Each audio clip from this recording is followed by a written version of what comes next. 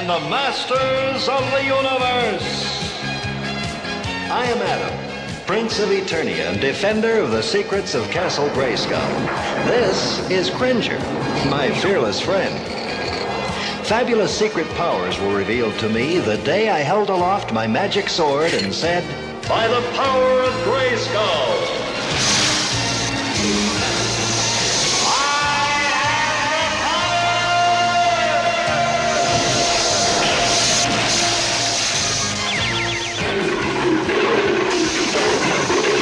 Cringer became the mighty Battle Cat, and I became He-Man, the most powerful man in the universe.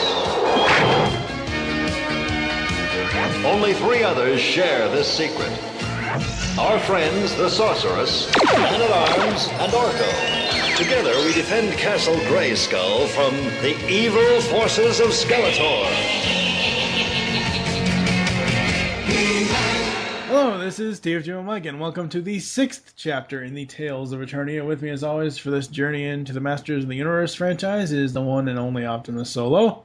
That'd be me. Yes, that'd be you. So, are you ready to continue on with the powers of Grayskull? I always am. Yes. Yeah, it's been a fun and interesting ride. We're still early into the journey. Oh, way early. We still got... Just building up steam. How many episodes and how many podcasts left to record? Oh my god. We're not even halfway through, I don't even think yet. No, we're not. Oh, the gas tank is full. We're ready to go. Yeah. In this episode of Tales of Eternia, we'll be giving you our thoughts on episode 16, A Friend in Need, episode 17, Daimar the Demon, and episode 18, The Dragon's Gift. So we hope you are ready, because it's time to go back to Eternia. I've been looking forward to your visit. Me too, Tila. I'm glad my dad had to deliver the transmutator. Tila, Elena, guess what? Jarvan, the sorcerer, has escaped the prison mine. He could be on his way here right now. Why here? King Randor and He-Man imprisoned him a long time ago. He swore revenge. Oh, do you think we're safe? Not to worry. He's probably in another galaxy by now. Come on, Elena.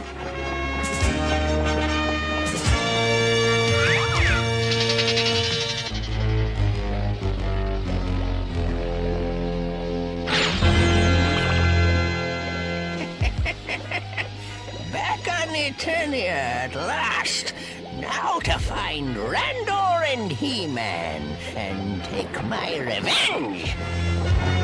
So first up today is A Friend in Need. Take it away with the plot man. Alrighty, A Friend in Need. Air date Monday, September 26th, 1983. So this is how we started our week off back in September of 1983 here. Writer Bryn, did we decide that's how we say this guy's name? Bryn Stevens, who has previously written the episodes that we reviewed entitled Colossor Awakes and Song of Solace. We won't judge him on Colossor Awakes. Oh, yes, we will. We'll later, but we'll try to keep an open mind heading into this episode based on that fact.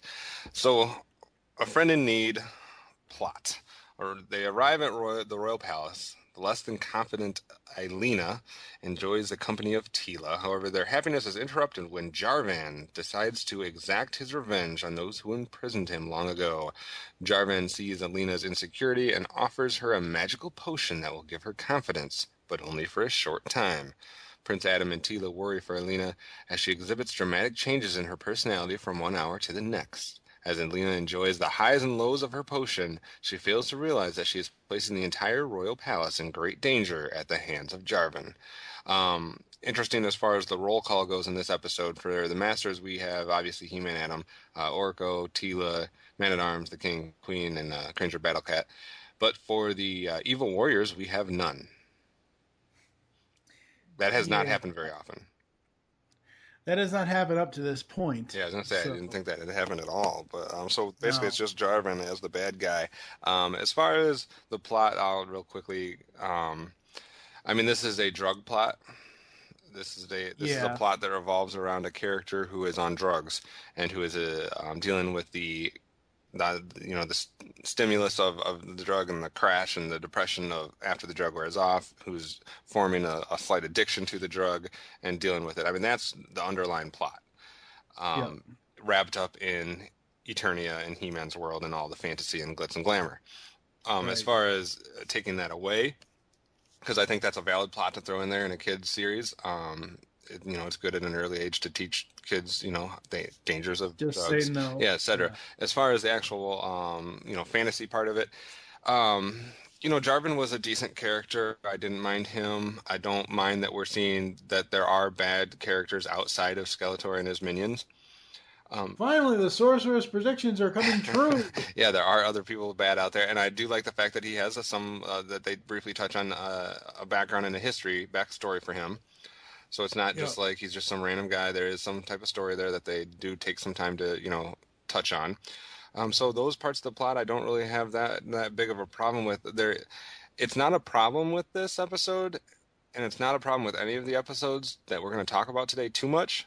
But I was overcome with an overwhelming sense of deja vu with every one of these episodes. I was convinced.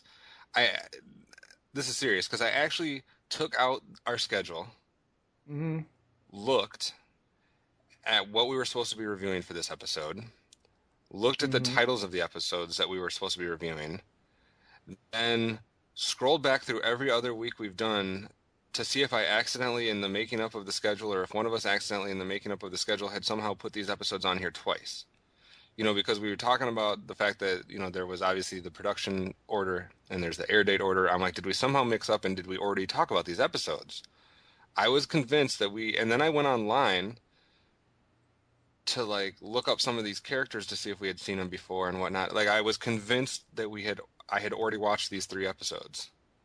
Nope. And we hadn't. So maybe we'll get more into that later, but this plot is very similar to something we've already seen. Outside of the drug part of it, maybe. But okay. What are your thoughts? This plot for a friend in need. This is pretty much Ed Weiner and put what's her name? I don't even know what her friggin' name is. The chick that's in this one. Just replace her with Ed Weiner, and that's what this episode is. Take the drug part out of it and replace the I originally was like, well, maybe I'm just thinking of the one you're talking about with Edwina, Lady Edwina. I was like, maybe that's the one I'm thinking about, but I convinced myself it wasn't, because Lady Edwina was a despicable, unlikable character. Yeah, she was. Alina, I can't remember how they said it in this episode, but it's Alina. Alina is a likable character. She's, to me, I mean, she doesn't, you might not like her or whatever, but she's a likable character. You could see how someone could like her. She's not disgusting looking. She doesn't come across as a whiny bitch. As much to me, she comes across as more of a likable, innocent, just naive character. So I'm like, well, it couldn't have been that one, but maybe it's parts of that. It's parts of, obviously, the disguise that Jarvan uses. Yeah, because that's a repaint from an Evelyn episode. So I mean, there's just parts of this that made me think of, I've seen where a girl comes into the royal palace and is used as the kind of the bait or the evil device, and then we've seen the disguise being used to trick somebody. So there's parts of this episode that I'm like, I've seen it before. Yeah. Yeah, this wasn't, and we all know that Filmation has, is known for stock animation, is known for stock character poses.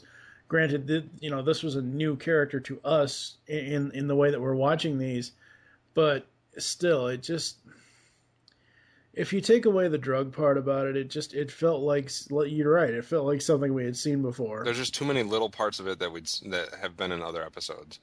Yeah. I'm not trying to take that away, because I think the whole potion thing is a legit plot line that works. It's just there was other stuff that I'm like, did I already watch it? Am I watching the right episode? Have we reviewed this one already? I was convinced I was losing my mind. And then the PSA for this one obviously is directly related to the episode. It's He-Man telling us basically, don't do drugs. Did you notice though at the end of the PSA, right at the end of the message, he turns his head sideways. like he's talking to the camera. Who's doing the message this time? He's Okay. talking to the camera. He's talking to the screen, talking about drugs and don't do drugs or whatever. And then as he's finishing his sentence, the very last sentence of the PSA, he turns his head sideways and talks in that direction. Okay. I don't know who he's turning to, or if he's just tired of looking at us. But it's a weird. Does he like look? So what you're saying is he's looking at us. He's like looking at the screen, looking to us. And then he like turns to his left. He turns his head, or he turns his whole body. Turns his whole head. He turns his head to the side as if he's now looking off screen somewhere. So we're not actually seeing his face as we're watching the screen. We see like the side of his head. Right. We see the side of his head, like his ear and the pro. So it's kind of like something where, what the hell was that? Yes, like you heard something behind him. Somebody sneaking up on him, and he's like, "I gotta finish." Maybe this Skeletor PSA. had another invisibility belt or something. Yeah, he's like, "I gotta finish this PSA, but I gotta look over here because somebody's doing something." Yeah. It's just a weird moment. Yeah, might have to. It is. It was strange. The PSAs, though, sometimes that recently between episode 5 last week, or we released that last week. Between episode 5 last week and episode 6 now, the PSAs are getting stranger. Not necessarily the messages, but just the way that the characters are doing them. Because there was one, I think it was last week that Orko did that just, I don't know. At the time, now that I'm thinking about it now, it kind of irks me. But at the time, I didn't really have that much of a problem with it. But some of the movements or some of the sayings or some of the extra stuff outside of the message in the PSAs is just weird to me. Yeah, I mean, and they might have been rushed or whatnot. There could have been a lot of reasons why they maybe weren't checking as much. But this one was just weird. I'm like, why is he no longer looking at us? Yeah.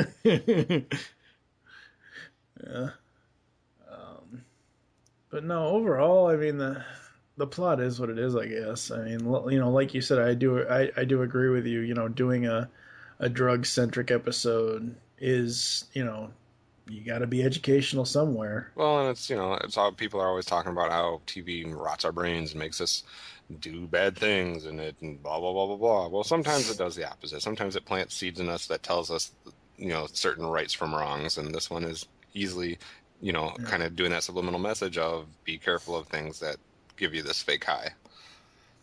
Yeah. All right, so I guess we're going to go on over to Grayskull, right? Yes. Whoa! Elena, try to land! I can't. I don't know what to do. How'd I ever get myself in a fix like this? But more importantly, how do I get out? So now that we have entered the hallowed halls of Castle Grayskull, I only have 3 positives for this one. Okay. I thought I was going to have more. How did Adam ever get himself into a fix like this, indeed? I love that. That is something, that line and just the way that he says it is just so awesome. Yeah.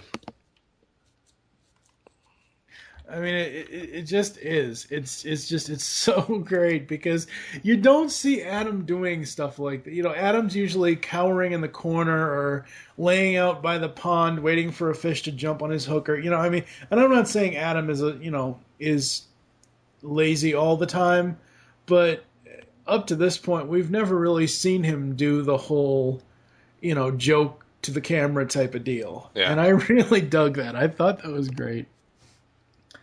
I do like how we see 3 new characters, and that the villain had nothing to do with Skeletor. I love that. I thought that was great. You see Elena's father, Elena, and Jarvan. Yeah. So, again, I like that they're finally, and I'm not sure it's going to happen every episode. It probably isn't. Well, obviously, the next episode we'll talking about something else. But, I like how they finally stepped off and told a different story outside of Skeletor's plot of the week. Yeah. No, I agree. So, actually, those are the only 2 that I did have. So, what about you? What'd you like about this one? Just kind of piggybacking off of what you just said with the 3 new characters, I really like the design on Jarvan. Not the old hag disguise that we've seen before, but his actual design. His actual design. He looked evil. He looked the part, conniving. They captured all that in his design. Like, you didn't even need to see him do anything, hear him speak. You could just look at him and you knew his personality. So that was kind of cool. And then on Alina's part, they finally got a female character in this show that is actually, to me, looks kind of hot. Like, I know we haven't got there yet, but it almost reminds me of the females that we see in the She-Ra series, where they're actually attractive, compared to Tila and Lady Edwina and some of these characters that we've gotten in this series so far, which I'm like, these are supposed to be like people that Orko or Prince Adam or whoever are swooning over, and they're ugly. Right. Or not ugly, but they're not hot, and I think Alina was somewhat hot. She is somewhat hot, but I do have an issue with her that we'll get to eventually. I also, like I said, I like the drug plot line. We've already kind of talked about that, so I don't need to do that over again. I like that the phrase that Alina had to say to get Jarvan there, Emak, is just come to me spelled backwards. So I thought that was clever. Thought that was cool. And this is why, going back to, I believe, last week's episode, why I think it would have been cool if Adam would have had to say the lines actually spelled backwards instead of the words backwards. Right. Because in this situation, if they had done the same philosophy that they used in that last episode, Alina would have just said, "Me too, come," which that would have been bad. Anyways. But, Emok, that sounds something like, that sounds fantastical. That sounds like something you'd hear in, Star Trek, Lord of the Rings, some type of fantasy world. It's like, ooh, Emok, they're speaking some weird language. It's a trance. It's a magical spell. Right. But it's literally the letters backwards instead of just saying the words backwards. I like that. Yeah. And the last one I have for probably my favorite moment of the episode, actually. Now, I'm going to kind of qualify this in a second, but this episode, we had a transformation sequence. I don't know what else to call that besides a transformation sequence when Prince Adam turns into He-Man. That's what it is. Okay. We have a free-falling transformation sequence in this episode. Yeah. Adam is falling from the sky, pulls out his sword, does the thing, and turns into He-Man in a free fall, and I thought that was cool. Now, I will give a little caveat here that I also thought that's very risky.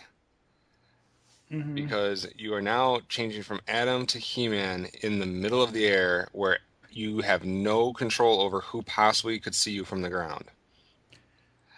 So it is a little risky, but just the sequence of seeing him do it in a different environment instead of just standing, going off behind a bush or a tree like he's Superman going into a phone booth and just doing it. Like, I thought it was cool seeing him in a different way turn into He-Man. We're gonna come back to this once we get to Snake Mountain. Well, let's get there then.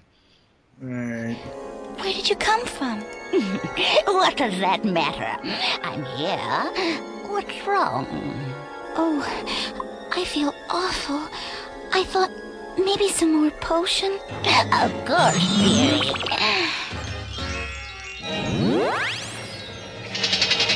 Adam, I think we better find Alina. I'm worried about her. Just what I was thinking. Let's go. Alina! Hi, Adam. Tila. How are you feeling? Oh, I'm fine. I'm just terrific. In fact, I feel so good, I think I'll do something I've always wanted to do. I think I'll take my father's air car for a ride. Want to come? Have you flown it before? Are you sure you know how? Of course. I can do anything, Adam. Want to come? No, sure, Alina. All right, so we have entered the depths of Snake Mountain, and to kind of continue the discussion here about the mid-air transformation sequence. Really? That worked? Seriously? Come on, give me a break. There's going to be another one, not this episode of the podcast, but in a future episode, and I don't remember what it was. It might actually be from Secret of the Sword. I cannot remember. There's another one where Adam transforms while he's wading water. Why can't he? It just doesn't.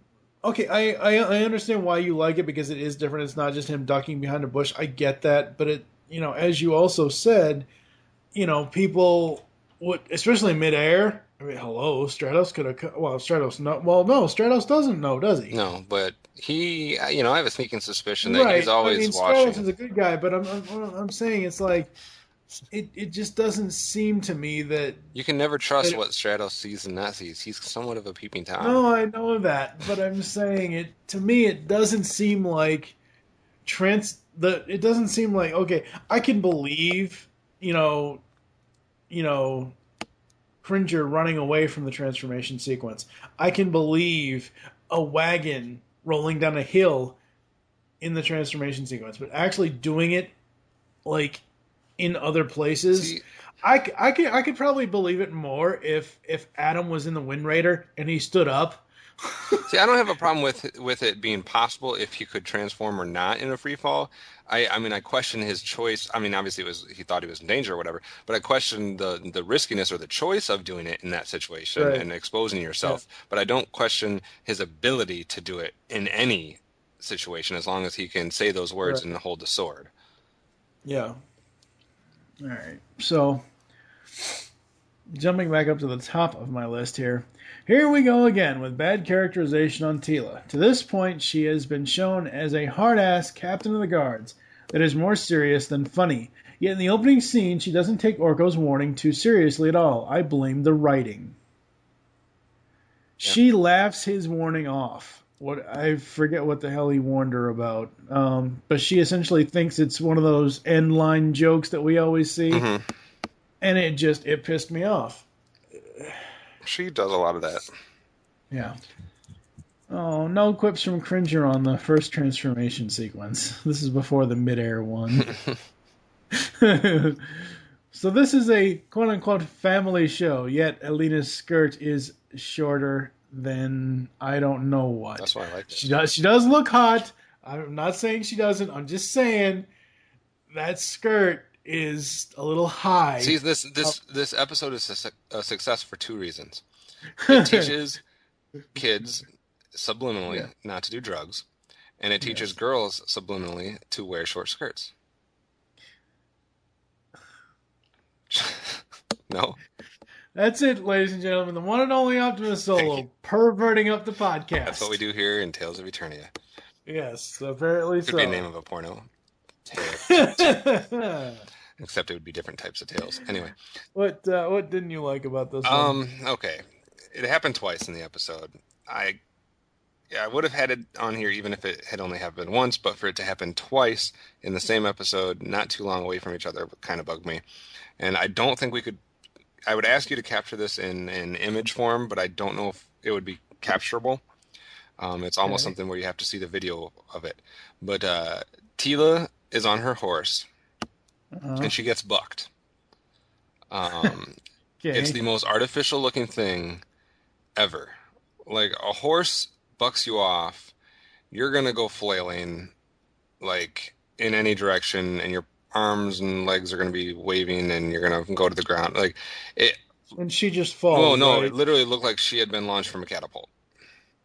Like, she went straight back, and it looked very fake. And then, very shortly after that, Adam gets bucked from his air car before he does the mid-air transformation. Right. And it looks the exact same. It looks like he's getting launched from a catapult. Like... No, wait a second. When Adam did the mid-air transformation, wasn't he hanging on to the sphere? Oh, wait, that's a different part. But there is a part where he's in an air car and he gets jettisoned from it. Okay. He's in one of the air cars and he gets basically launched from it or whatever. And both times they do the same exact motion and they get like just completely launched backwards in a way that would never, like, the physics don't work on it. It looks artificial, it looks fake, it looks bad, and it happened twice in the same episode. I should look to see if I could try to somehow capture it, but you almost have to see the whole motion to get what I'm saying. Yeah, you need to see the whole. I mean, it's not like I could, Right. Specifically with Tila's scene, you can't just pause it as she's being bucked because it wouldn't show you the trajectory and everything. Well, it would show the trajectory. It wouldn't show you the velocity of how she shot off the horse. So if you're watching that episode, look for those two moments, and you will definitely see what I'm talking about. When the palace is shrinking, because basically that's one of the devices they use. They're shrinking the palace. Everybody's going to get crushed in it, whatever. There are people inside. The act has just been done. Like the spell has just been made, or the trick has just been done, and that's causing the palace to shrink. The people inside, immediately one of them, I can't remember which person it is, but one of them says, the palace is shrinking. I think it might have been the king or the queen even. It might have been Tila, I don't know. But somebody says the palace is shrinking. At that point, there was no way for anybody inside to know what was happening. They couldn't have known that the palace was shrinking. It wasn't even to the stage yet where the walls were really closing in that much, but even if they were, I don't think your first instinct would be, hey, the whole palace is shrinking right now. To me, your instinct would be, why are the walls moving? Or we're going to get squished. Like, how do you know that the entire palace is shrinking? How does Matt Tracker know that it's Venom every time? I'm just saying, I just didn't you know? I just didn't buy that it's someone inside. It was almost like they were outside seeing what we saw from the outside, but you wouldn't necessarily know that from the inside. I know it's a nitpick, but no, I'm not saying you can't have your nitpick, but I'm saying it's one of those things where it's like it's just it's one of those things that from a writer standpoint, you're not separating yourself from the fact that you know the whole story. Right. Like, you know what's happening, and you forgot to separate yourself that all the characters don't know that. Just because you just wrote that he just, whatever, I can't remember what he did, some type of shrinking ray, some type of magical spell, whatever. Just because you know that just took place, the other characters don't. Right. And as a writer, you have to keep that in mind at all times. Yeah, well, we've proven in the past, and we'll prove here that this writer should not write anymore. A couple other things. There was a really long last scene. I don't know why it was as long as it was. I don't know if they were just trying to kill time, but if you're watching it, watch for the last scene. It takes way longer than it should. He-Man, again, we have a way too simplified and easy ending to this episode. He-Man basically we use the whole, He-Man made it overpowered and exploded. What? What? Like, maybe this is another element that I've seen before. When we don't have a way to finish our plot, whatever is being used, He-Man will do something to make it overpowered, it'll explode, and everything will be saved. It didn't work in this episode. It was stupid writing, bad. Nah. And then, to top it off, my worst scene of the episode, the scene with Jarvan and Alina. Yeah. At the end was all kinds of awkward. Yeah. Like, I don't know if he was trying to rape her. I don't know if they were fighting. I don't know if they were playing. I don't know what was going on, but it was awkward to watch. I don't know if you remember which scene I'm talking about, but... No, I remember. It was a weird little dance they did. /fight/ grab her arm and force her, I don't know. Yikes. Yeah, yikes. That's just bad. Just horrible. All right, let's see if there are any awards that we can bash over someone's head. Your marksmanship leaves me cold, Jarvan. A little heat should slow you down. It is awards time. Do you have any power swords or havoc staffs you're going to give out? As far as power swords, no one stood out to me in this episode. No one really caught my attention as someone that did something fantastic. Or, I liked Alina. I liked Jarvan as a bad character. He-Man had his cool mid-air transformation, etc., etc. But, yeah, nobody did anything that wowed me. So no power swords. And, even though there was parts of the plots that reminded me of certain things, or certain things were awkward, or certain animation was awkward, there wasn't necessarily a character that did anything that I thought bugged the hell out of me. So yeah, I don't have any awards for this one. Okay, well, as you know, because I surprised you with it the very first time I did it. I'm going to do it again here. I almost did it. A havoc staff to the writers. I want to bash their brains out with a fucking havoc staff. The writer of this episode apparently didn't know what they were writing, because the writing is so horrid. I can overlook certain animation issues for the most part. I can overlook a misspoken word or whatever, but just the story itself. And I know I'm contradicting myself here. Yes, I agree with you. It was nice that they did a drug centric story Right. and said that, hey, kids don't do drugs. I agree with that. The rest of the actual plot of the story and the rest of how the story was flushed out was fucking just god awful. I agree, and I thought about giving one out to him as well. I mean, this episode isn't complete trash. Um, with the drug line plot, I appreciate, and there's some other things that I don't like despise this episode. Like I have one of his other episodes, but the fact that he's written both of those does not, make me jump for joy when I see that he's about to that I'm about to view an episode that he's done. Yeah. So yeah, he's ugh. Yeah. I can only give this 2 Orcos out of 5. I can't give it any higher than that. Yes, Elena's hot, but even with her short skirt, that still doesn't make up for shitty writing. What about you? How many battle cats are you gonna give us? The drug issue, Alina being hot and Jarvan being a decent evil character, and the fact that we had an episode with no evil warriors was kind of cool for a change. So I was able to get it all the way up to 3 battle cats. Alrighty then. So we're gonna move on to the next episode. Orko? Uh-oh. Looks like I'm in trouble. I know a place we can hide. Look, the picture of Daimar is gone. Someone has summoned Daimar the Demon from the Dark Dimension. And I think you were right about Orko. We better find him soon. According to this, Daimar will spin a cocoon, and when he comes out, his army of demons will come through a pan-dimensional rift to conquer Eternia. Adam, we need help. Up next is Daimar the Demon. Take it away, plot man. I've graduated from plot boy to plot man. Or am I always Wait, plot what man? did I say? What the fuck? When did I say plot boy? I said plot man. Maybe that's just what I hear in my head. I gotta have two. I gotta have that Prince Adam part and the He-Man part. Oh, good Okay, lord. anyway, Daimar the Demon aired obviously then the next day on Tuesday, September 27th, 1983, and it was a back-to-back helping of Bryn Stevens, as far as the writer goes. So we will take that with a grain of salt and hope he does better on this episode than he did on Colossal Awakes and A Friend in Need.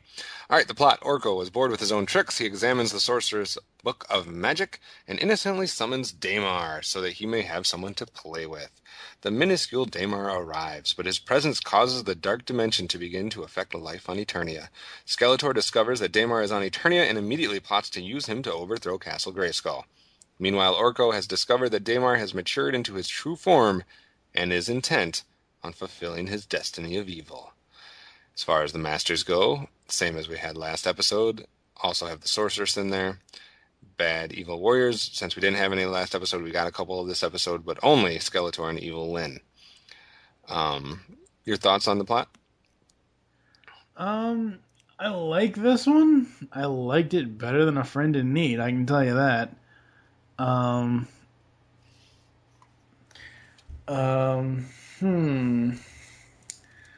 like Daimar as Orko's little friend.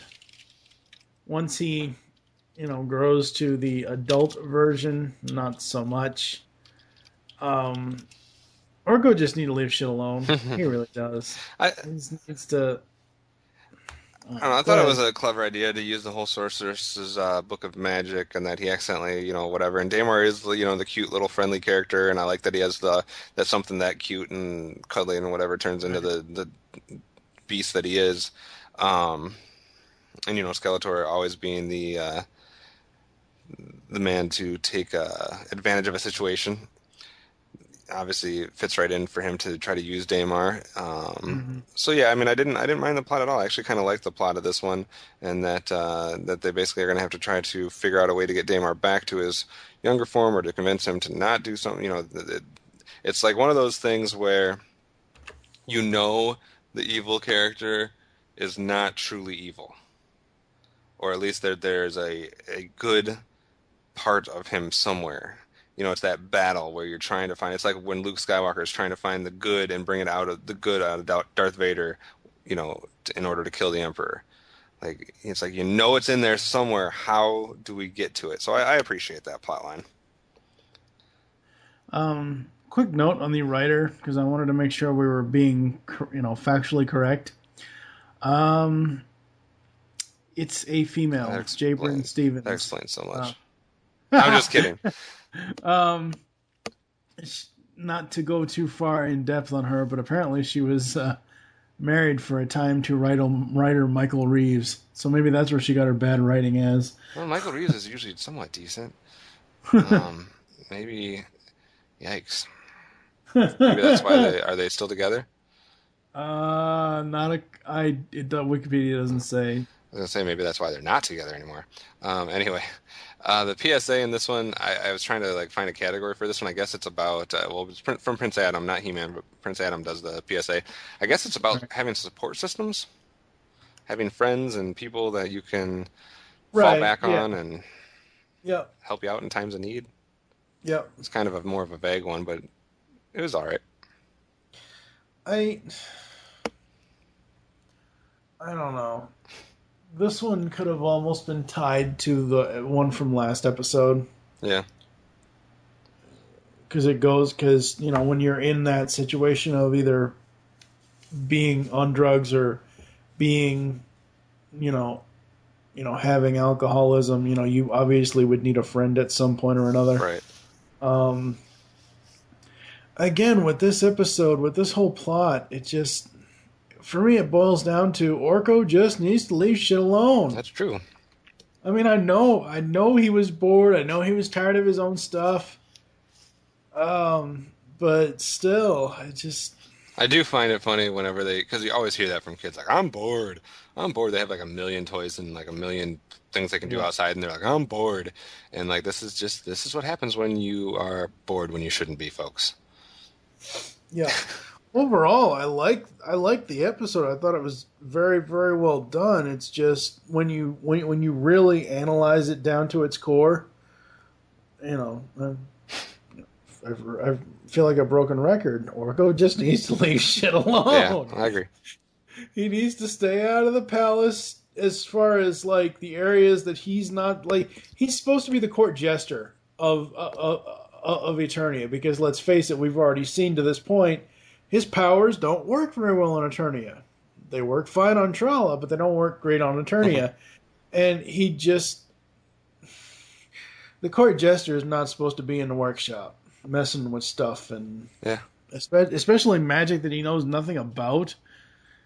Give me a break. So we are going to head on over to Castle Grayskull. Can't break free! Daimar, stop! Orko, get back! You're my friend.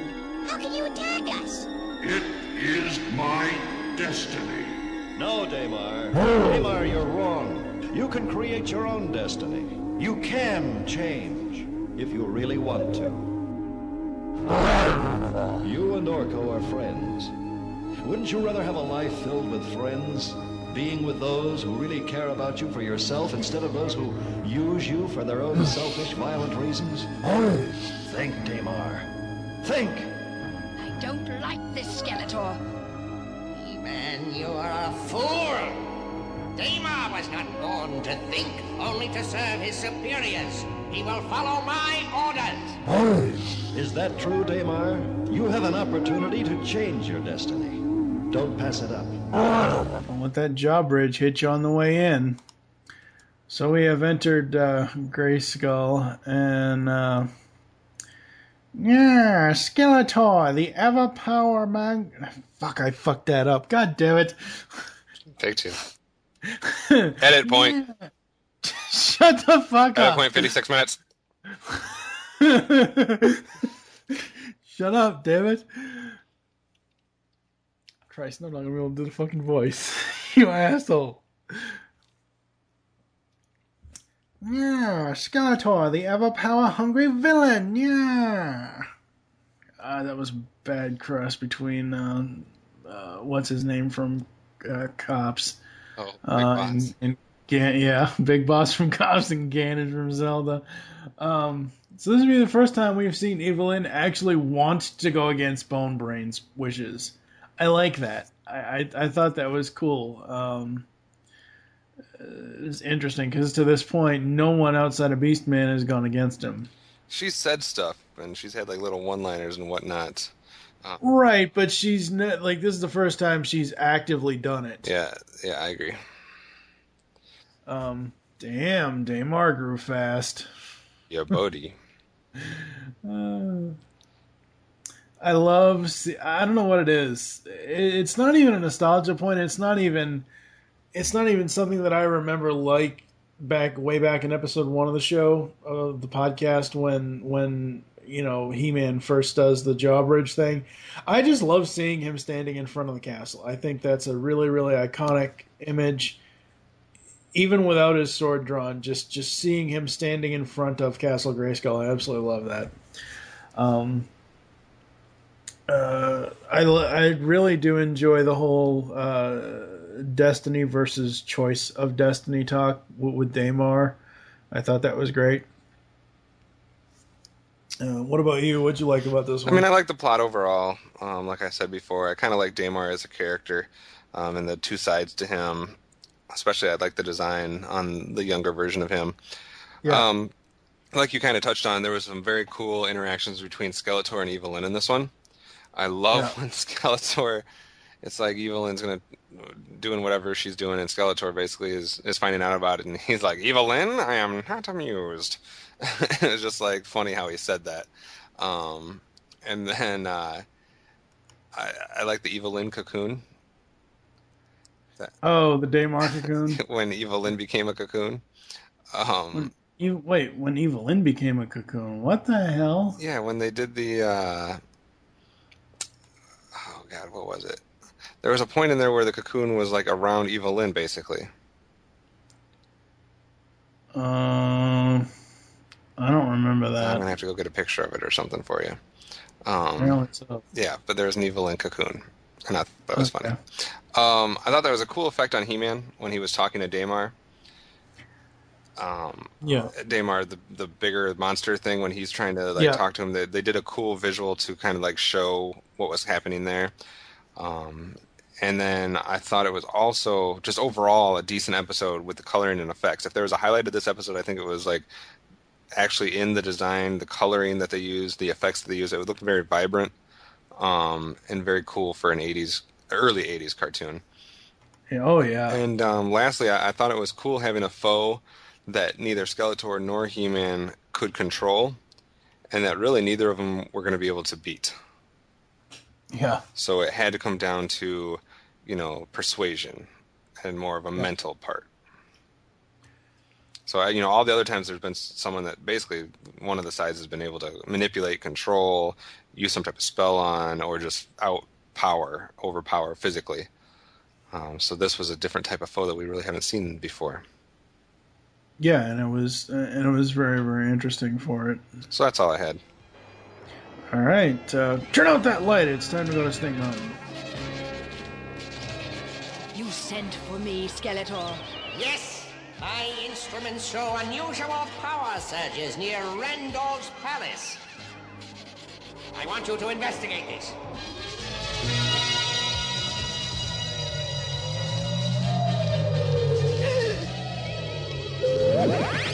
What is this? You'll pay for this, you witch! I didn't do it. No, you didn't. But who did? I don't know. These power surges are changing reality. They drained my strength for a moment. I must have this power. Find it for me, and quickly. There's too many wolf bats here in Snake Mountain. God damn it, Skeletor. All right, first up, the side-scrolling walking scene with the entire royal court is just horrid. Each character has such weird-looking movements. Yeah, that really accentuates it. We've talked about the side-scrolling walking and running before. I've said that the running in any of the characters outside of Skeletor, it looks like they're on fucking treadmills. Something like that. But each of the Royal Court characters, Man-at-Arms, the King, Adam, Tila, the Queen, all of them, they all have such horrid side-scrolling walking movements. They're just so bad in that scene. Why the fuck does Skeletor ask Daimar who he is? He did say the name in the book, didn't he? Because Skeletor looks right at the fucking page that Daimar came from, and on that page, next to the fucking picture, says Daimar. Does he really not know the dude's name? Seriously?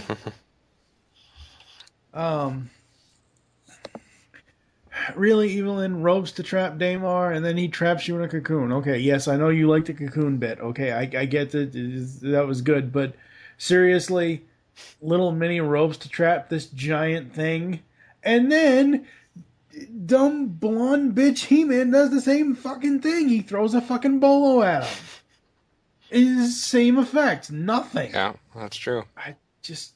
Ugh. Anyone want to use bolo? What didn't you like about this one? Okay, well, this is another slight example of Miss J. Bryn Stevens not knowing anything about how these characters have developed up to this point. Yes. Skeletor has technology and like electronic instruments in his Snake Mountain lair.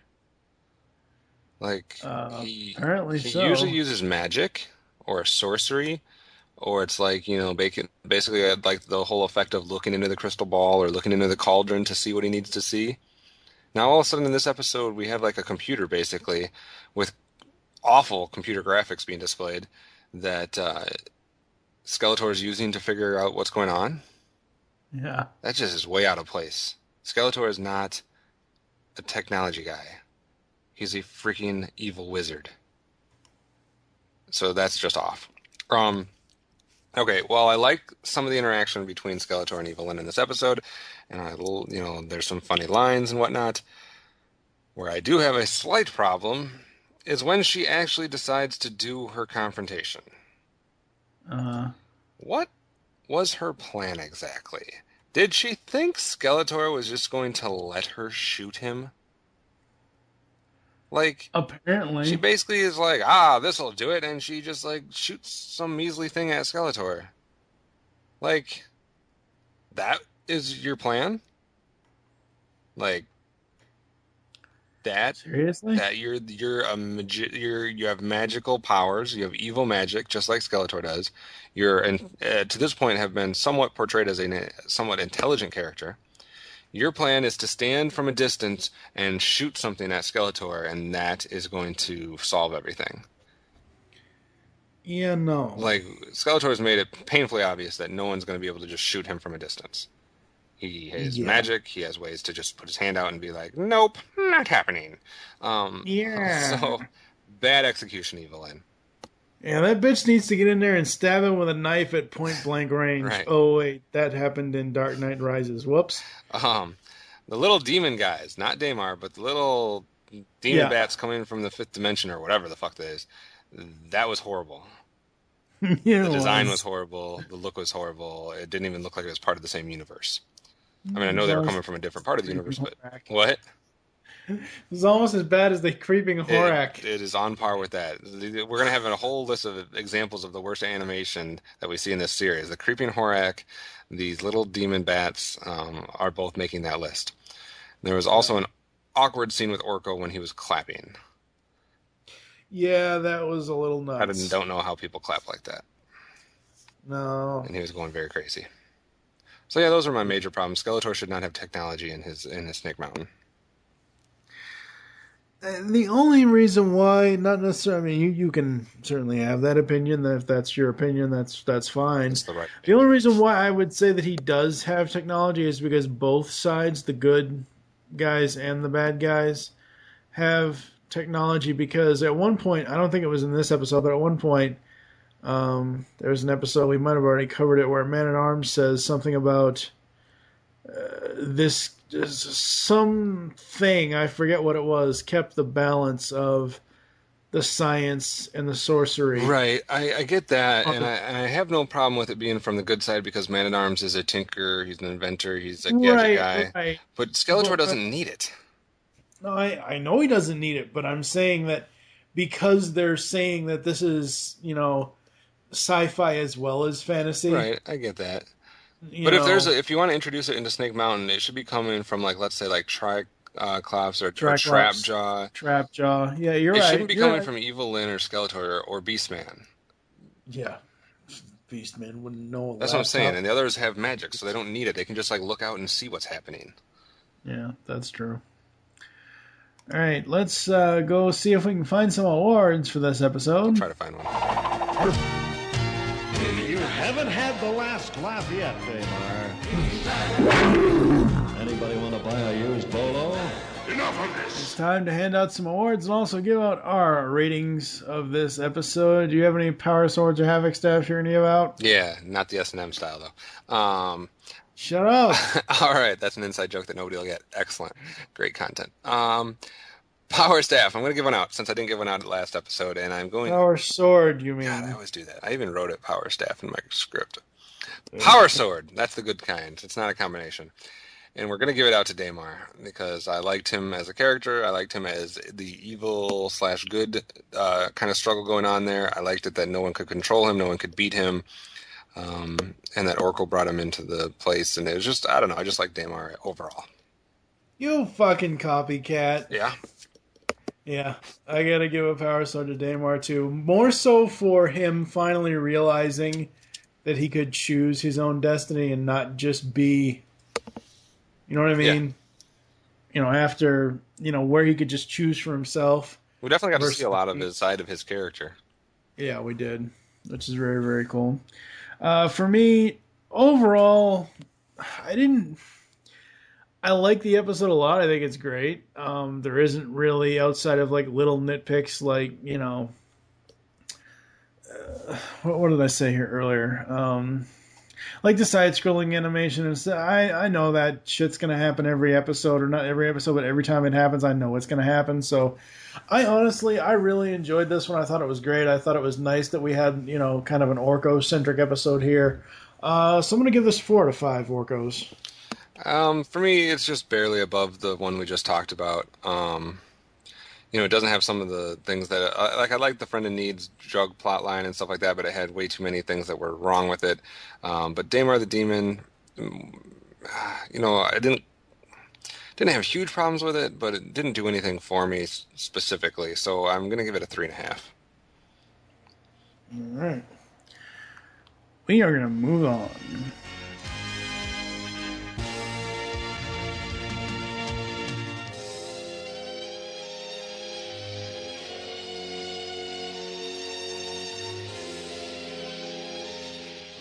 The scent of dragon is strong, He-Man. I guess we should announce ourselves. Granomir!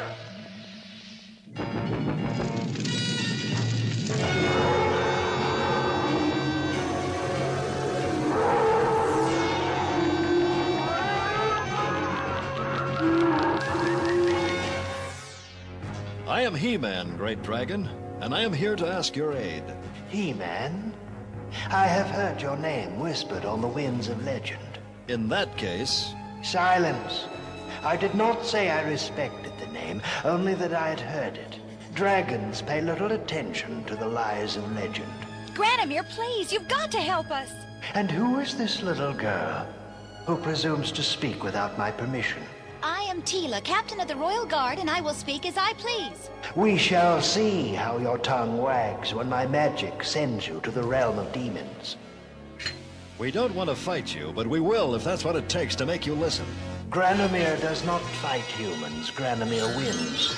He-Man! I can't break loose. Enough! You have courage. Something I have seen in very few of your race. I will listen to what you have to say. My friend Man-at-Arms has been turned into a crystal statue by evil magic. I'm told you might know how to undo the spell. Might? Am I not the wisest creature on all Eternia? Do I not know magics that were forgotten before humankind ever walked this world? Then you can reverse the magic? Of course I can. It's poor magic at best, but I see no reason to trouble myself over a single human. It has been 1,000 years since I last spoke with humans. I found them vain, greedy, warlike, untruthful, and quite ugly. They barged into my home, they begged for my help, and when I gave it, they never appreciated it. No thanks, not even a gift. You seem no different. If a gift would help convince you, name it. There is something. Anything! In the center of the forgotten forest stands Skytree, the oldest tree on Eternia, and the only thing in all the world older than me. Chop it down and bring it to me as a gift so I can watch it burn in my fire pit. Agreed? You'll save Man-at-Arms? I shall consider it. Agreed. When you wish to return here, speak my name. And remember, you have given your word to a dragon. Fail to bring me my gift, and I will send you to the realm of demons. Finally up today is The Dragon's Gift. Take it away, Plot Man. All right, Hump Day, Wednesday, September 28th, 1983 for The Dragon's Gift. And we have a return writer here that we're very familiar with. He wrote The Time Corridor, and now he has written The Dragon's Gift, and that is none other than Larry DiTillio. Wow. Really? I completely forgot he wrote Time Corridor. So, yes, this is... Because I was thinking when I got to this one, I was thinking, ooh, this is the first Larry DiTillio episode we're going to see. Second. Yeah, no, well, obviously I know that now, but I always remember this episode the most because, before you really get into the plot, just talking about Larry here, because of the fact that when they did the interviews on the BCI DVD sets, the original sets, he always said that he loves writing dragons, he loves the sword and sorcery stuff and everything else. So I knew the Granomir stuff and the dragon stuff was all his writing. I already knew it before I even went back and watched this. I knew it was going to be him. I wasn't surprised at all that his name popped up. And according to him, this was the best episode, in his opinion, that he wrote. He says that this is the one he likes the most, or he thinks he did the best job with. Right. So the plot for The Dragon's Gift. Skeletor infiltrates the royal palace and uses a magic crystal to transform Man-at-Arms into a crystalline statue. Tila, disappearing at their father's plight, joins He-Man as he journeys to Castle Grayskull, seeking the answer from the sorceress of how to save Man-at-Arms. Unable to restore Man-at-Arms, the sorceress informs them of Granomir, the oldest and wisest dragon, could restore basically Man-at-Arms. Hopefully, he's the oldest and wisest of the dragons of Darksmoke. He might know the answer. After overcoming many obstacles, He-Man and Tila arrive at Darksmoke and discover that Granomir will only help in exchange for a gift that He-Man simply cannot provide. So basically, we have our regular group of heroes, like we have in every episode, including the King and the Sorceress. Bad characters, we only have Skeletor at the beginning. Right. And then the rest is all Granomir and some other characters that we run into. Including the likes of Ice Trolls, and there's a plethora of interesting characters that come in here, including the tree. I forget what they called the tree. It's Tree of Life or something like like the Tree that. of Life and Ice Trolls and Granomir and whatever. I thought this was a very excellent plot. Though, for some reason, I was absolutely convinced that I'd already seen Granomir in an episode. Not the way we've been watching them, we haven't. God. I must have watched this episode at some point then, since my childhood, because I was convinced that I had just seen an episode since we started this with Granomir. I thought I remembered trying to like type his name into a script somewhere. I already had his picture on behind the voice actors before we got to this episode, so I was convinced that I had already seen this episode, and I somehow had this in the wrong spot again. But apparently this is his first appearance. Yep. So I'm losing my freaking mind. Well, I mean, we've seen other dragons. Maybe I'm confusing him with another dragon or something. I don't know. Yeah, the only other dragons we've seen to this point were the baby dragons that Skeletor wanted to. Well, there was the dragons, the dragon that had the dragon's pearl or the dragon's. Right, that was the baby dragon. Gotcha, yeah.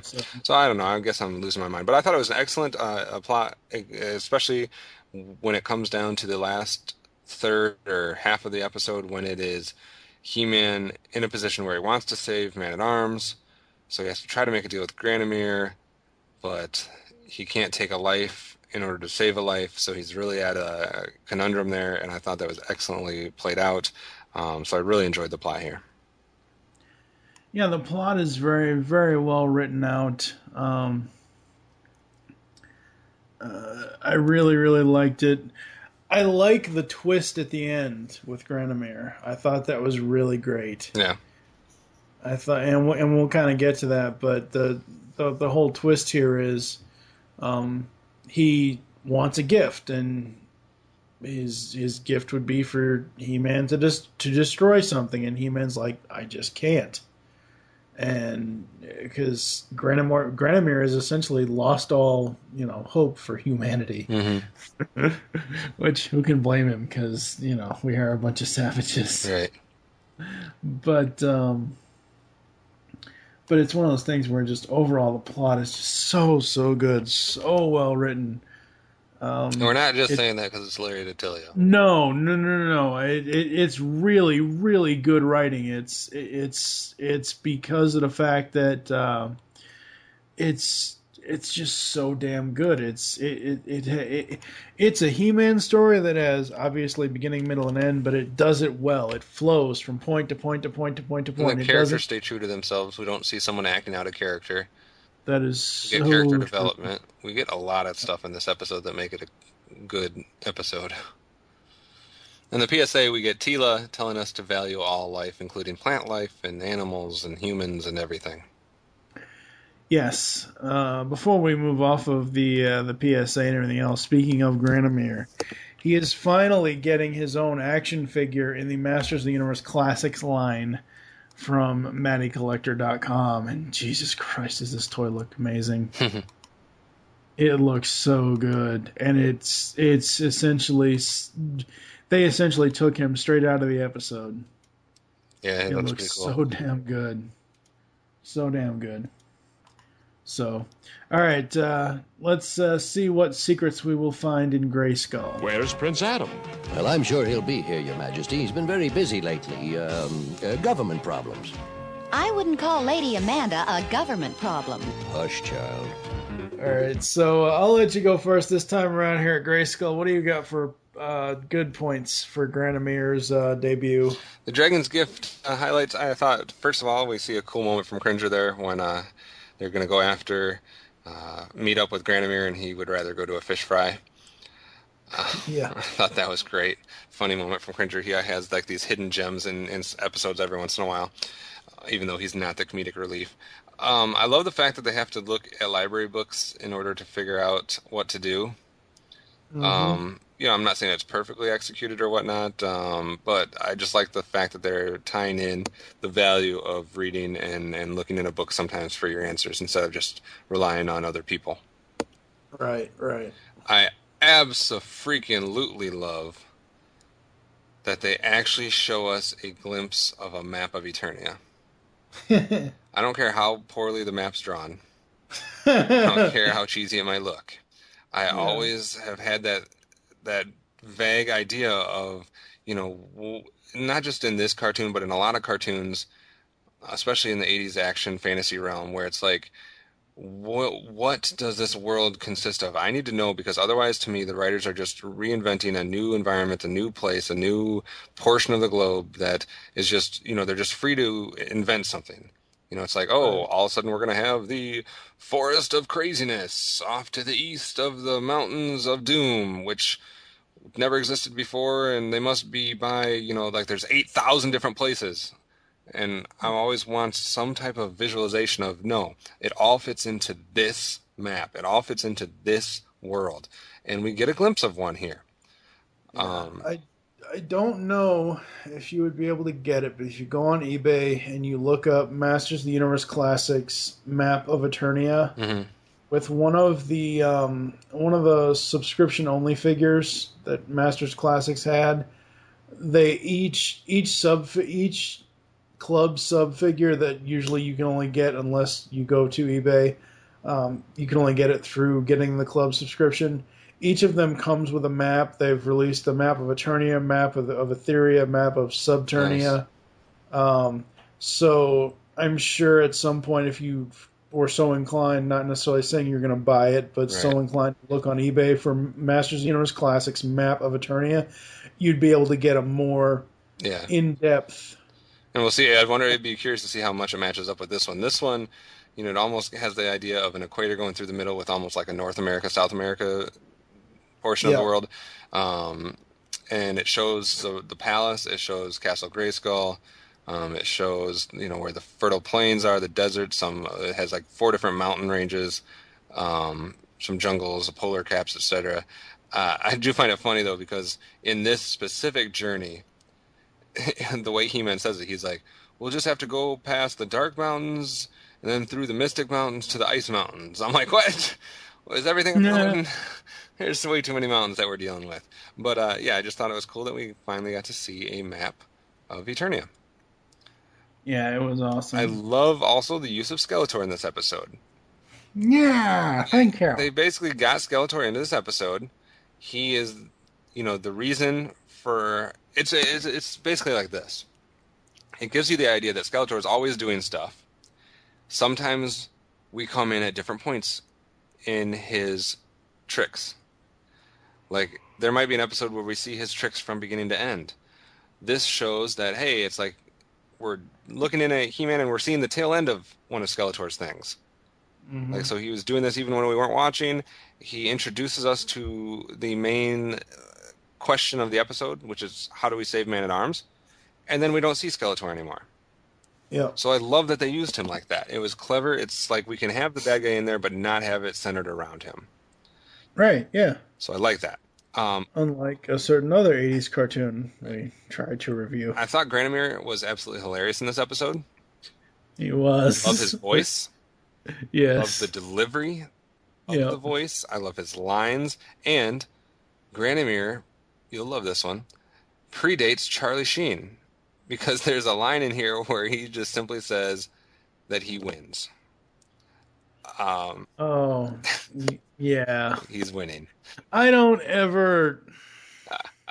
I block that asshole out of my mind, and every time Steve brings it up, I just kind of roll my eyes, and I was like... That's the first thing I thought of when I heard Granamir winning. I love that we got to see more of Eternia.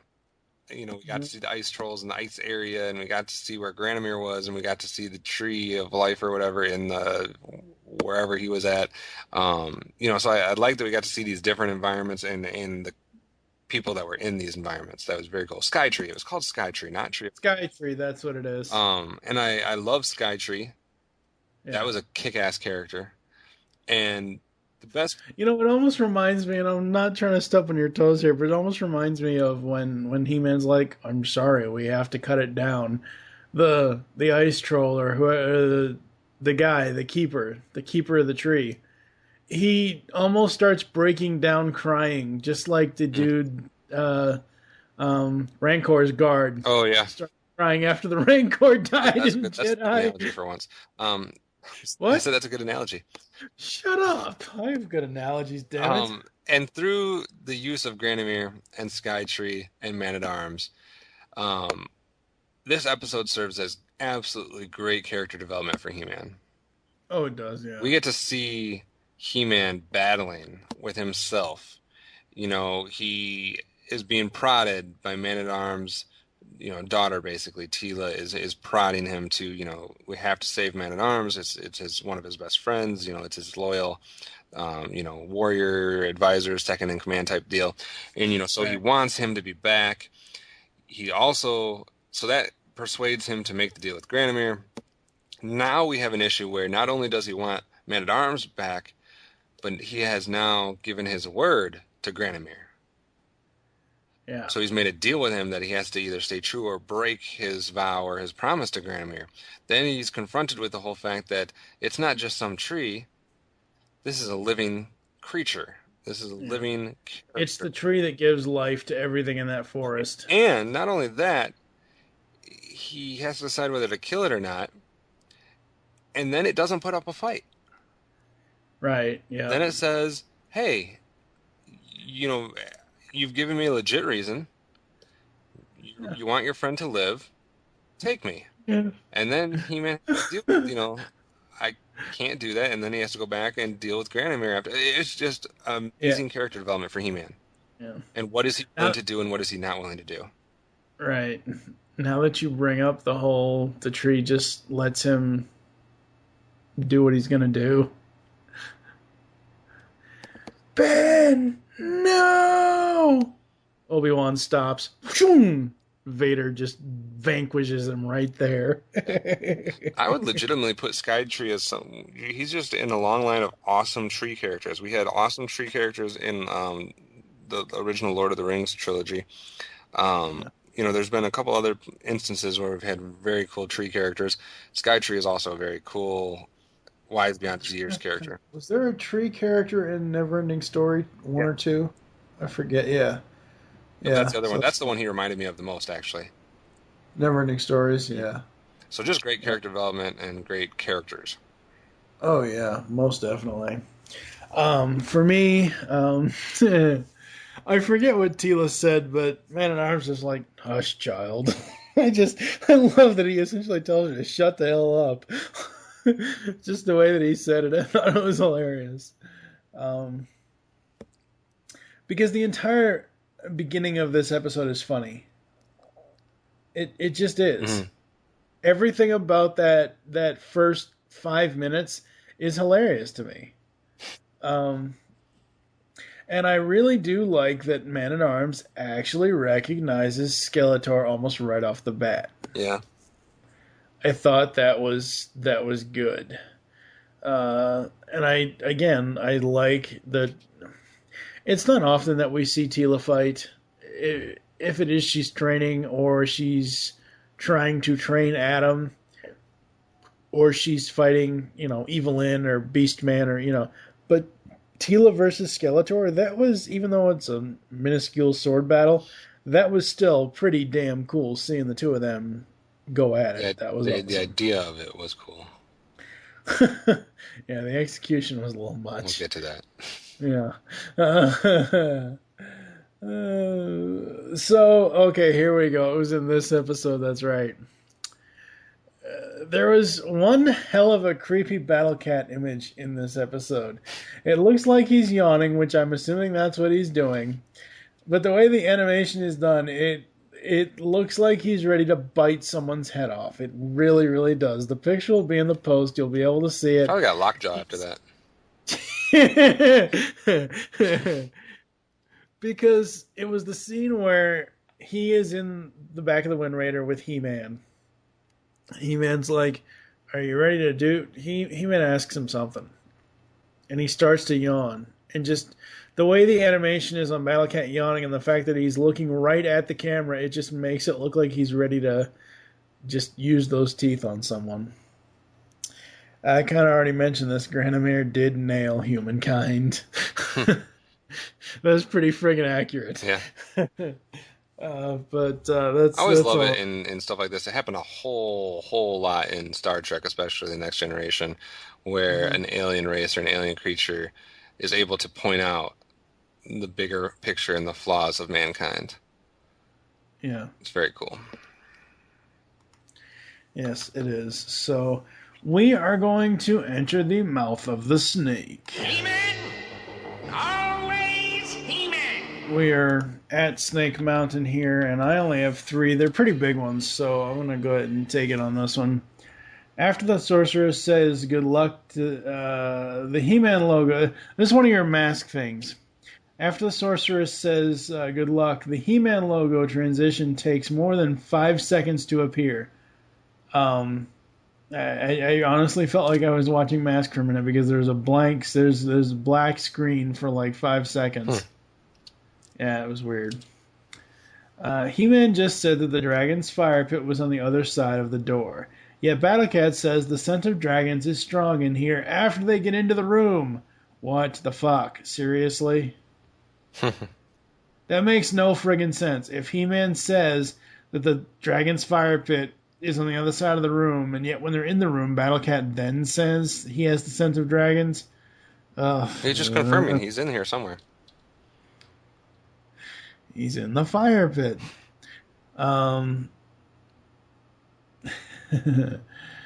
Granamir is one huge-ass dragon, so when he lowers himself into his pit, you'd think the animation would reflect his size, but no. Because when he's out, like, in the room and sitting down or whatever the hell his posture is, when he's going back down, it just shows him lowering himself. It doesn't show him standing up and then, flying or whatever. It was just a weird animation thing. It doesn't take away from my enjoyment of the episode, but it was just one of those just really, really weird animation movements, I guess. I did like how he was like, "Don't bother me again." Yeah, exactly. Don't ever come back here. What didn't you like about this one? Anything? This is an interesting episode because everything that I thought I didn't like, and I wrote down that I didn't like, then I had to erase because they dealt with it, or they, touched on it, or they corrected it, or whatever. So I was left with not a lot of stuff. The only thing I can say, and I know you kind of had it as one of your highlights, but I thought that was the lamest ass sword fight between Teela and Skeletor I've ever seen. It looked retarded. I like the idea of having them fight, but that was terrible. No. Teela looked like she was having some woman issues, that she couldn't fight like a real person, and Skeletor looked like he was taking it easy on her. It was all slow motion, awkward, terrible. Talk about bleeding on the blade. Oh my god. And we have just become a new podcast. Maybe it was that time of the month. It was just a bad fight, dang it. That's the only thing I have to say about this episode was that fight sequence was terrible. Okay. Alright, so it is awards time. Yay. You said you would have done exactly the same, Father. Dragons seem to have a very strange way of doing things. That's the truth. I'd like to meet that Granamir. What do you say, Cringer? Should we go hunting a dragon? Not me. It looks like Cringer's made a good choice, too. Alright, so let's go ahead and give out some awards. What do you got? Anything? Yeah, I got to give a Koa award. We're going to give a Power Sword out. And to me, these two characters together made the episode. Without them and without their execution, delivery, design, vocal delivery, everything, without these two characters executed exactly how they were, this episode does not work. And that is Granamir and Skytree. So I'm going to give a Power Sword out to each of them. I'm going to give out 3 power swords. It's almost illegal. No, it's not. It almost is illegal.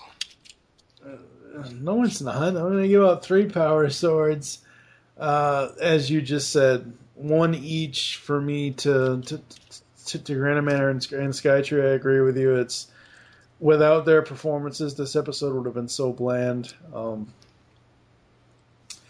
But I also have to commend Larry DiTilio for the writing and give him 1 because it's just an amazingly written episode, as I said before. Agreed.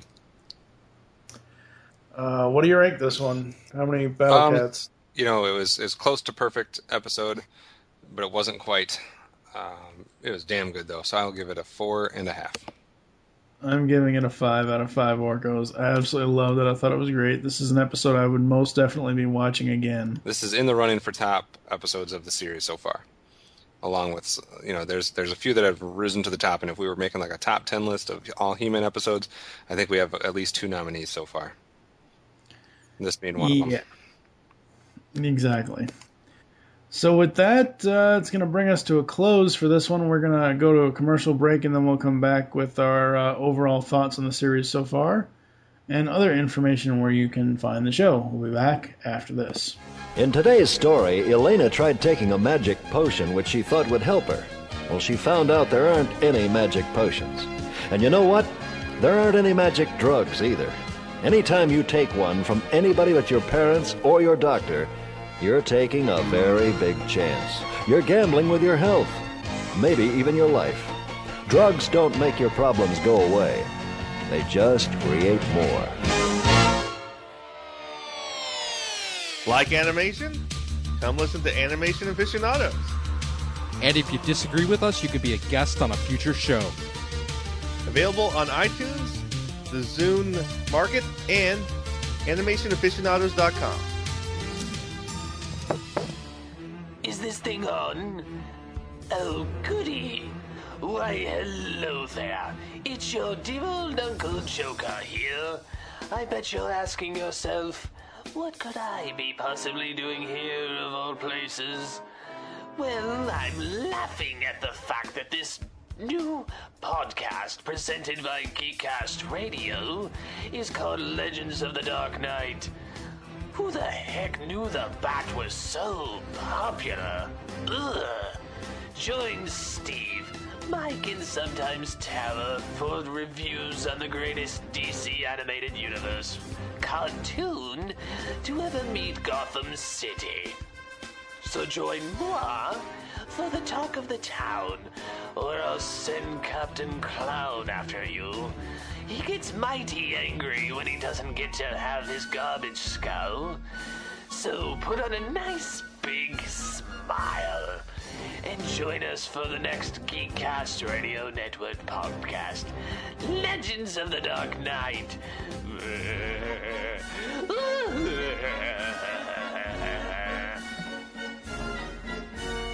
Well, that Daimar was really quite a fellow, wasn't he? Orko had no idea just what he was getting into with his mixed-up magic spell, but he soon found out that he'd let something loose he couldn't handle. Now, we know that in real life there aren't any magic spells or demons, but there are problems. And just like Orko, sometimes you'll find you've got one that's too big for you to handle. At times like that, remember, there are a lot of people out there who really care about you. So talk to them. Telling them what's wrong is the first step toward making things right. Pixels in the Animation is the next cartoon review podcast series in the Geekcast Radio Network's long history of review series. We've had Transformers, He-Man, and Mask as far as the cartoon review podcasts we have done. Now we bring in TV's Mr. Neil as he and TFG1Mike break down 9 video game cartoon series. Steve Megatron will join us for the Mega Man and Sonic episodes. We will be reviewing and analyzing every episode of the Mario, Zelda, Captain N, Mega Man, Donkey Kong, and Sonic cartoons. You can expect us to go in-depth and also talk about the game franchises that spawned these cartoons. So tune in summer 2013 as we find the pixels in the animation. Soundwave, jam that transmission! Rumble Frenzy, Ravage Rat-Bat, Eject, Operation Interference. No, there will be no Operation Interference. I am TFG1Mike, and you should be listening to my very first podcast, the TFG1 Podcast. 24 episodes covering the entire U.S. run of the 1984 Transformers cartoon. I also have a few supplemental episodes and an interview with Stan Bush. I bring in guest hosts who will be full-time co-hosts in Steve Megatron and fan of the show now co-host Pecan Court Michael. So check out the TFG1 Podcast. You can find it on iTunes and the web at www.geekcastradio.com. Transform and roll out! Today, He-Man had to decide whether or not to chop down a tree. Now, the trees around you probably don't speak the way Skytree did. Or if they do, we haven't learned to hear them. Yet. But trees are living things. And when you respect a tree, you show that you care about all life. Life is a wonderful, precious gift. Learn to enjoy and respect it. and you'll be a happier, better person for it. Bye for now.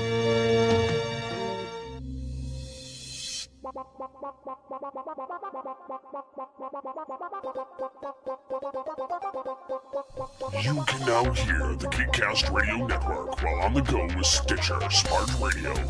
Stitcher is a free-use and talk mobile app available for your smartphone. And when you download Stitcher to hear Geekcast Radio, you'll have a chance to win money. Downloading is quick and easy. Just find Stitcher in the App Store. During registration, hit the promo code box and enter Geekcast Radio, all one word, to get automatically entered to win $100. The latest episodes of the shows will be waiting for you in your favorites. You'll get access to lots of other amazing shows too. Always available to you on demand, no syncing. It's Stitcher Smart Radio. Don't forget to enter promo code Geekcast Radio when you register.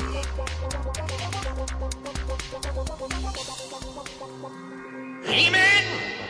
Always He-Man! So we are back, and as we do each episode at the end, give our thoughts overall on the series so far. What about you? What are your overall thoughts to this point? I mean, I don't want to sound like a broken record. It's a lot of the same thoughts I've been having recently in the last couple episodes. I mean, I love that we got a little bit more defined look at what Eternia consists of. What the map showed us with that.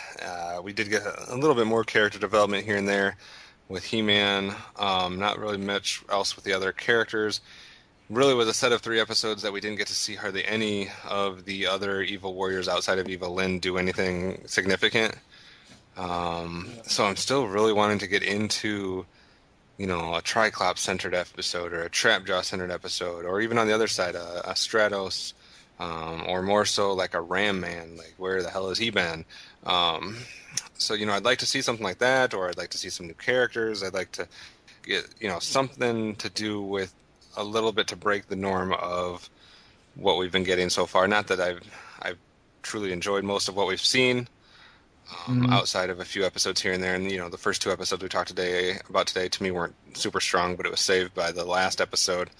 But yeah, I'd like to just learn a little bit more about some of these other characters. I do have one other thing that just dawned on me this episode that is completely irrelevant, but because I know Prince Adam looks like He-Man too, so that should give it away. But even if we can buy the whole nobody understands Adam's He-Man because He-Man's a lot stronger and looks slightly different and talks in a deeper voice, why can nobody put 2 and 2 together with Cringer and Battle Cat? I know, it's just a mask and a friggin' saddle. I mean, how many other giant green yellow striped tiger type, lion type, whatever. Tiger. Yeah, basically a tiger. There's no other tigers running around Eternia. No. There's only these 2. They have the same color pattern. Let's put other people. I know you have to accept that too. No. Yeah, no, but you're right though, because the whole thing of in the episode where Cringer ran away and down the other side of the hallway, and the power bounced off the wall to find him to transform him. Yeah. What if someone was down that other side of the hallway? Why wouldn't they have seen that? I mean, I can give you fine. I'll accept that no one can put 2 and 2 together as far as Adam and He-Man. We accept that all over the place with superheroes, comic book characters, etc., that have alter egos.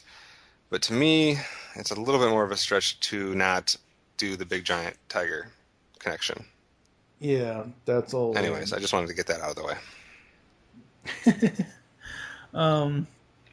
As we have progressed, I'm still really loving the series. I can't wait to see where each episode goes, and each time we review it. There have been some great new characters introduced, and development of the main characters continues to be done well. I'm hoping that they continue. I actually like not seeing. Yeah, I do agree with you to a certain extent. I do want to see stuff from Trapjaw and Triclops and some of the Evil Warriors that we haven't really seen too much of. But at the same time, I'm glad that they're finally stepping away and telling different stories instead of, as I said earlier in this episode, oh, hey, what's Skeletor's plot of the week? Right. Yeah. And I think you get that if that's what happens, and I would be with you, if the episodes are just simply appearances by those other characters. I don't need Skeletor to have a plot of the week and that we just see Trapjaw and Triclops, or we just see... Oh, no. You know what I mean? I Like, agree. those to me are pointless episodes. Not pointless, but those are the throwaway episodes. But it's different if we have them appearing as actually something that gets into that specific character. Well, that's what I'm saying. Yeah. Yes, I want to see that, but at the same time, I'm also happy that we're not just getting Skeletor plot of the week. I like that they're introducing these other enemies of He-Man that could find out his secret identity, that the sorcerer, you know what I mean? Yeah. Other people other than the Snake Mountain crew. Finally got your is wish. What I, yeah. Anything else? Because, I mean, over pretty much, ladies and gentlemen, we're pretty much going to probably say the same things to this point as far as our overall thoughts.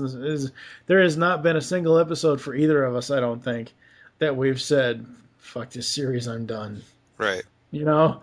I mean, it just hasn't, because it's Or a string of episodes where we're like, we need to turn things around, folks. We're still steadily at the same pace. You know, we're riding that train, and it's still going upward, and nothing's detoured yet. Yeah, I mean, there may be 1 or 2 out of 3 episodes that we don't like, or there may just be 1 out of 3 episodes we don't like, but there's no, to this point in 6 episodes of the podcast, we've never outright hated all 3 episodes that we talked about. Whereas in that other show, it's a completely different story. You've reached your reference limit quota. Well, the show's almost over, so... Any other final thoughts? Nope, just looking forward to next episodes. Yes. Thank you for listening to the... God damn it, I always screw this up. Son of a bitch, I have so much editing to do with this fucking episode. Edit! 1 hour, Shut 48 up. minutes. Thank you for listening to Tales of Eternia. If you'd like to get in contact with us, or leave feedback for show... Fuck, I can't talk. God damn it. Take 2. Shut up. Thank you for listening to Tales of Eternia. If you'd like to get in contact with us or leave feedback for the show, there are several ways to do so. Visit the website, geekcastradio.com, where you can comment on each and every episode post. Send email to feedback@geekcastradio.com. Leave the show's feedback in iTunes. Please do this. Follow us on Twitter. The network there is at GeekCastRadio. Mine is TFG1Mike. What is your Twitter? OptimusSolo. Become a fan on Facebook. Go to facebook.com/GeekCastRadio Network. Call the voicemail line. Tell us to show you the message for and your name. 502-526-5821. We hope you enjoyed the tales today, and don't forget to join us on our next adventure when we will be discussing episodes 19, 20, and 21. Those being the Shaping Staff, the Cosmic Comet, and the Taking of Grayskull. For now, I am TFG1Mike with... Thank God that outro's over. I'm OptimusSolo. Shut the fuck up, you asshole. And remember, by the powers of Grayskull, we all have the power. You and your fucking schedule. 3 fucking a.m. You gotta be kidding me. You're losing it.